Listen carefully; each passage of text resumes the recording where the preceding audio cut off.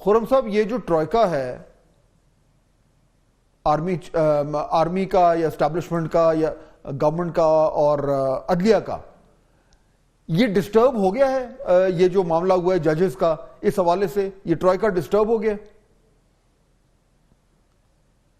جی فاضل صاحب، آپ کی چونکہ ہمیشہ ایک بڑی موقر رائے ہوتی ہے ریاست کو کہ آپ بڑے بالغ نظر آبزرور ہیں، لیکن میں آپ سے اتفاق نہیں کرتا۔ اس میں ٹروئکا نہیں بنا ایکچولی، تو میری نظر میں یہ جو تجربہ عمرانی تھا 2014 میں جس کا آغاز کیا گیا تھا، اس نے اب نہ صرف ووٹر کو تقسیم کیا ہے بلکہ ریاست کو بھی اب ایک بہت گہری دراڑ ڈال دی ہے، اس کے اندر بھی تقسیم آ گئی ہے۔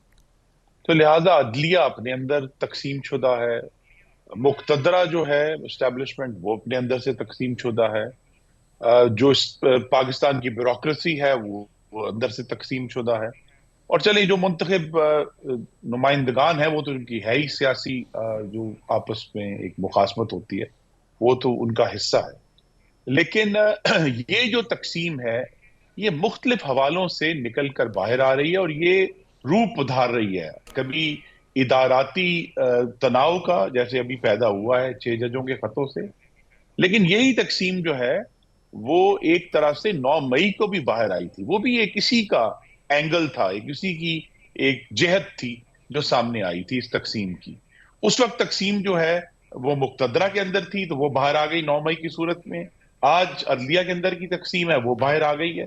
تو یہ جو تقسیم ہے میری نظر میں تو یہ چیلنج ہے، بجائے یہ کہ اگر، اور اس کا چیلنج کا اگر کوئی ہم نے وے آؤٹ یا وے فارورڈ ڈھونڈنا ہے تو میاں شہباز شریف کو یا صدر مملکت آصف زرداری صاحب بھی سٹیک ہولڈر ہیں، وہ بغیر میڈیا کی لائٹوں کے تمام سٹیک ہولڈرز کو بلائیں ریاست کے، اور ان کو بیٹھ کر اس پر بات کریں کہ ہمیں آگے کیسے جانا ہے، کیونکہ ادروائز تو آپ نے جس خطرے کا اظہار کیا، خطرہ تو آج کے دن میں ہی بڑا کھل کر سامنے آ گیا۔ خطرہ نہیں ہے کہ اگر حکومتی اتحاد کے ایک رکن 224 ووٹ لے رہا ہے اور ان کے مخالف 81 ووٹ پڑ رہے ہیں صرف، تو وہاں تو کوئی 3 گنا کا فرق ہے ووٹنگ پیٹرن میں۔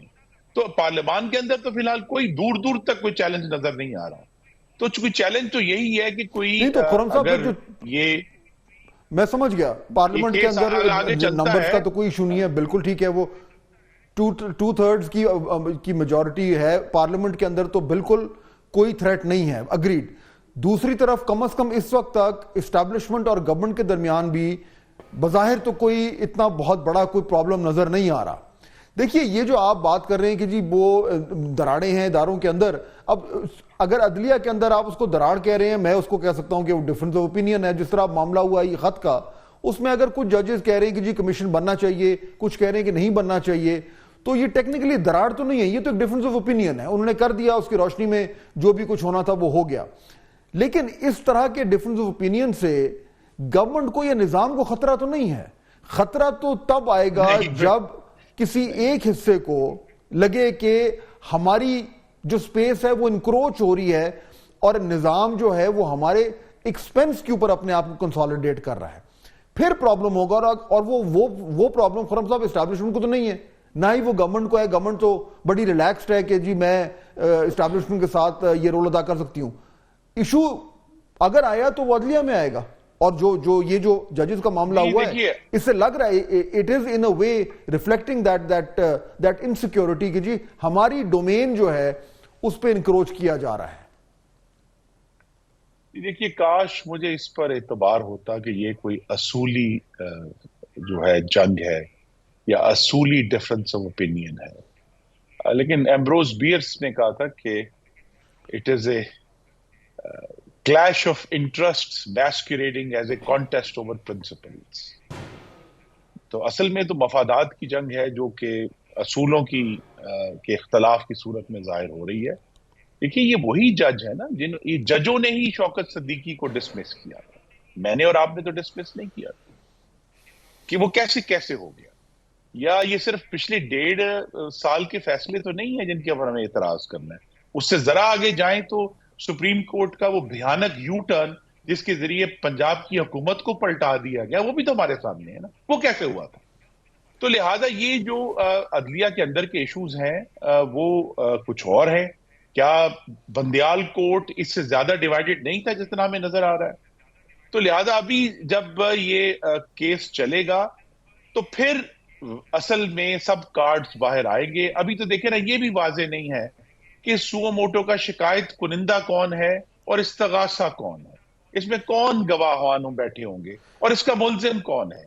تو یہ اگر تو یہ 6 جج صاحبان واقعی اصول پر کھڑے ہیں تو پھر وہ یہ تمام کہتے ہیں نا نیمز اور نمبرز اور انڈیویجول سامنے آئیں گے. جی خرم تو ہم قدی شاید صاحب، آگے بڑھیں. جی خرم قدی صاحب، 300 لائرز نے خط لکھا ہے جو پریکٹس اینڈ پروسیجر بل کے بعد جو ایک کمیٹی بنی تھی از خود نوٹس لینے کے لیے، ان میں سے 2 ججز نے چیف جسٹس سے کہا ہے کہ از خود نوٹس لیں. تو کیا یہ کافی نہیں ہے یہ سمجھنے کے لیے کہ از خود نوٹس کا جو مطالبہ ہے اس میں بہت وزن ہے؟ اور دوسرا کے ڈی صاحب، آپ معذرت سے یہ کیسے کہہ سکتے ہیں کہ آپ کو ان پہ شک ہو رہا ہے؟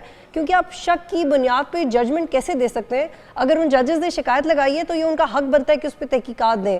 آپ کے یا کسی اور کے یہ کہہ دینے سے کہ آپ کو شک ہے، آپ کو نہیں لگتا کہ یہ بیسک انسانی حقوق کے بھی خلاف ہے کہ آپ کسی کی شکایت پہ شک کریں اور پھر اس کو لائٹ لے لیں؟ دیکھیے، جس بنیاد پہ آپ 300 وکلاء کی اپلیکیشن کو ہم وزن دے رہے ہیں، تو پھر اس ریاست اور پارلیمان کے اندر رہنے والے لوگوں نے جو اسلام آباد میں دیکھا ہے اس کو بھی وزن دینا پڑے گا. پاکستان میں کوئی 2.5 لاکھ وکیل ہے، اس میں سے اگر 300 نے لکھ دیا ہے تو یہ تو کوئی اتنا بڑا وزن نہیں ہے. اور میں کھل کر کہنا چاہتا ہوں، لیکن وہ تو چلے، بٹ اس کی روشنی میں جو فیصلہ ہونا تھا وہ تو ہو گیا. جوڈیشل وہ تو پالیٹکس فیصلہ تو ہو گیا جی، ہو گیا نا جی. دیکھیں نا، سو موٹو کا فیصلہ ہو گیا. اب جو کچھ ہونا ہے وہ تو اب کل ہیئرنگ میں ہوگا. بجائے یہ کہ ہم کسی کے معاملے میں بھی کوئی پریجوڈس شو کریں، ہم اس کیس کی جو پروسیڈنگز کل سے شروع ہو رہی ہیں ان کو کھلے دل اور کھلے ذہن سے دیکھیں. اور اگر تو یہ جج صاحبان کل شکایت کنندہ بنتے ہیں کہ بھی ان کا سو موٹو ہو رہا ہے، تو اگر یہ شکایت کنندہ نہیں ہے تو پھر یہ کیا ہے؟ یہ کیا چاہ رہے ہیں؟ یہ جوڈیشل کنونشن یہ چاہتے تھے، اس پر عمل نہیں ہوا اور ان کی اپنی جوڈیشری نے نہیں کیا.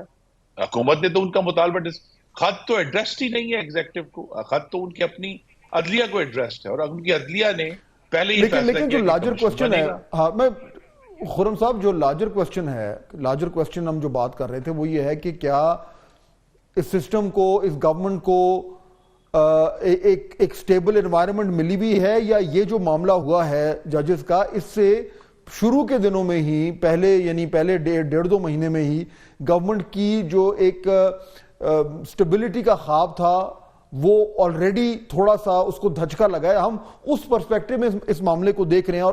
اور یہ معاملہ اور یہ ایشو اٹھا اس لیے ہے کیونکہ جس طریقے سے جو ڈیولپمنٹس ہوئی ہیں کل، یعنی کمیشن جو گورنمنٹ نے بنایا تھا، اس کے چیئرمین جو کہ گورنمنٹ نے اپوائنٹ کیے تھے، وہ دونوں فارغ ہو گئے اور اس کے بعد پھر عدلیہ نے خود یہ انیشیٹو لیا. اب جو سوال اٹھ رہا ہے وہ یہ ہے کہ اس میں نقصان کس کو ہوا ہے ابھی تک؟ اور اس کا ایک جواب یہ ہے کہ نقصان گورنمنٹ کو ہوا ہے کیونکہ ان کا تو جو مقصد تھا وہ تھا ہی یہ کہ سپیریئر جوڈیشری ان کے مسئلے حل کرے. وہ تو ایگزیکٹو کی طرف نہیں دیکھ رہے تھے، تو وہ ایک اینگل ہو سکتا ہے. لیکن میرا سوال آپ سے یہ ہے، یہ جو پچھلے 24 گھنٹے کی ڈیولپمنٹس ہیں، اس سے حکومت کو دھچکا لگا ہے؟ جی نہیں، حکومت کو دھچکا نہیں لگا. حکومت کے لیے تناؤ کی صورتحال ضرور ہے. حکومت کو دھچکا زیادہ اس سے لگے گا جس کے ہمیں کچھ آثار نظر آئے ہیں.